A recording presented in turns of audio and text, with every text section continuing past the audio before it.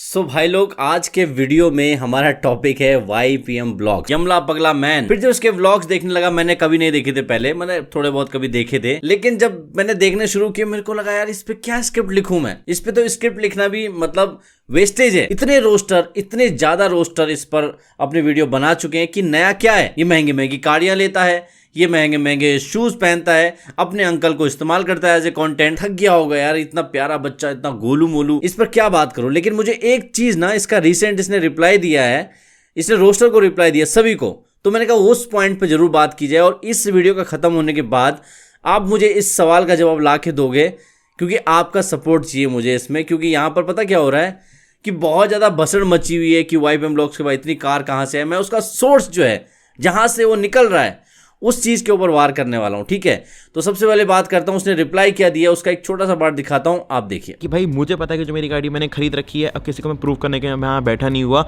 अब जिसको जो बोलना है बोलते रहो भाई, मैं बना रहा हूँ कंटेंट, आप लोगों को देखना है भाई, अच्छी बात है आप देख रहे हो और वीडियोस को लाइक कर रहे हो, बट भाई मैं अब किसी को प्रूव नहीं करूँगा यहाँ पे कि गाड़ी खरीदी है मैंने। ठीक है भाई, मुझे पता है गाड़ी मेरे नाम पर है और मैंने खरीदी हुई है, बस दैट्स इट। इसके अलावा एक और महत्वपूर्ण बात उसने कही है, महत्वपूर्ण बात उसने ये कहा है उसने कि कार जो ले रहा है वो तो चलो छोड़ो, लेकिन उसके पिताजी क्या बिजनेस करते हैं उसके बारे में उसने कोई रिएक्शन दिया। उसके फैमिली बैकग्राउंड के बारे में उसने बताया है कि कौन कौन है, किस किस पद पर है, क्या है, आप सुनिए उसके मुंह से। एंड द नेक्स्ट थिंग, जो मेरे नानू एंड नानी है ना, वो है रिटायर्ड IAS ऑफिसर्स। जो मेरी मम्मा है वो टीचर है, साइकाइट्रिस्ट है, वो डॉक्टर हैं। तो भाई तीसरी चीज़, जो पापा का इतना अच्छा बिजनेस है, तो भाई देखो अब जो लोग बोलते हैं लैम्बोर्गिनी लिया, भाई देखो पापा का इतना अच्छा बिजनेस है, मेरे को पापा ने मना करा हुआ है कि वो जो बिजनेस उनका रिवील नहीं करना। आई कांट टेल यू कि वो क्या करते हैं। तो यानी आपने यहाँ पर देखा कि वो अपने पिताजी का बिजनेस जो है ना वो रिवील नहीं करना चाहता, क्योंकि उसके पिताजी ने उसको कहा है किसी को मत बताना। और क्यों नहीं बताना उसका कारण नहीं पता, लेकिन अपनी मतलब आपने एक एग्जांपल तौर पर आपको बताता हूं। बिजनेसमैन जो होते हैं ना, या जो भी पैसे वाले लोग होते हैं, वो अपनी अर्निंग छुपाते हैं। किससे छुपाते हैं? इनकम टैक्स डिपार्टमेंट से। भाई अर्निंग कितनी है वो नहीं बताते। बिजनेस तो सबको पता होता है ना, इसकी मिठाई की दुकान है, इसका ये है वो है, एक फैक्ट्री है, लेकिन एक्चुअल में उस फैक्ट्री से कितने कमा रहा है वो नहीं बताता, उसको कर को छुपाते हैं, यानी टैक्स की चोरी करते और इनकम टैक्स से बचते। ये आपने अक्सर देखा होगा, समाज में ऐसा होता है। लेकिन ये पहला इंसान है जो मतलब इनकम दिखाने के लिए करोड़ों की कार तो खरीद सकता है, करोड़ों के शो ऑफ कर सकता है, महंगी महंगी वॉचेस, जूते वगैरह। ठीक है, हर दिन मतलब आप समझ रहे हो ना कि पैसे का दिखावा पूरा कर सकते हैं अपने ब्लॉग में, कितना करोड़ों का माल है हमारे पास, इतने पैसे वाले हम।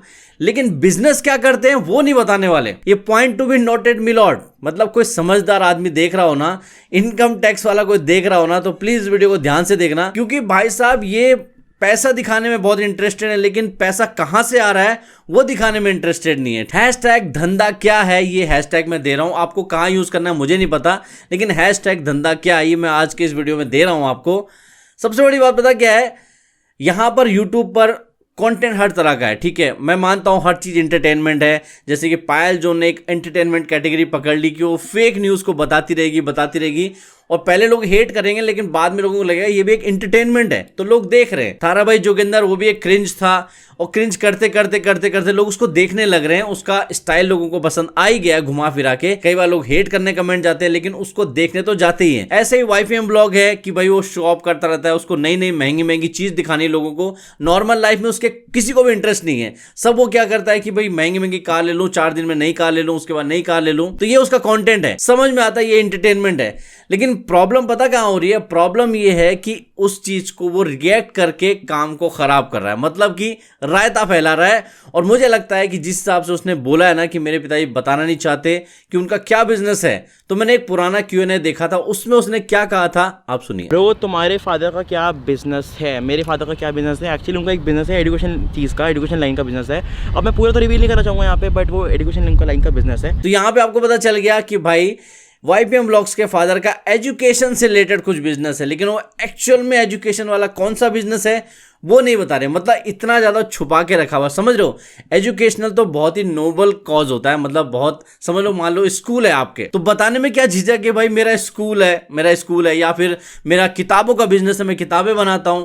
एजुकेशन में और क्या क्या हो सकता है? बहुत सारी चीजें हो सकती हैं। ठीक है, पब्लिकेशन हो सकते हैं, तो क्या बिजनेस है वो बताने में क्यों हालत खराब हो रही है, समझ नहीं आ रहा है मिस्टर मेहता जी की, जो कि सबको लीगल नोटिस देते रहते हैं। तो भाई इनकम टैक्स तक पहुंचने से पहले क्या पता शायद हमें पता चल जाए कि YPM ब्लॉग्स के फादर क्या बिजनेस करते हैं। अगर हमें यह पता चल गया कि वो क्या बिजनेस करते हैं, तो पता चल जाएगा कि इतनी सारी कार, 2-3 करोड़ की कार जो है मतलब बंदा अफोर्ड कैसे कर पा रहा है। उसका राज जो है, लोग बहुत बार कहते थे लीज में ली, ठीक है उसने खरीद के ली, लेकिन कैसे ली, इतना पैसा आया कहां से, इसका जवाब हमें मिल जाएगा। कि जो मिडिल क्लास से अमीर तक पहुंचता है ना, वो वाकई में शो ऑफ करता है, उसको अच्छा लगता है। जैसे कि मैं एक एग्जांपल देता हूं, गुरु रंधावा एक मिडिल क्लास बैकग्राउंड से आए थे और अपनी मेहनत से उन्होंने इतना पैसा कमाया। उसके बाद उन्होंने अपनी लैम्बोर्गिनी कार खरीदी थी जिसकी कीमत लगभग 3 करोड़ रुपए थी। उसका भी उन्होंने फ्लैक्स किया था, दिखाया था। लेकिन वो दिखता है कि बंदे ने कहां से पैसा कमाया और वो डिजर्व करता है। लेकिन यहां पर पहले कार दिखाई जा रही है, पहले पैसा दिखाया जा रहा है,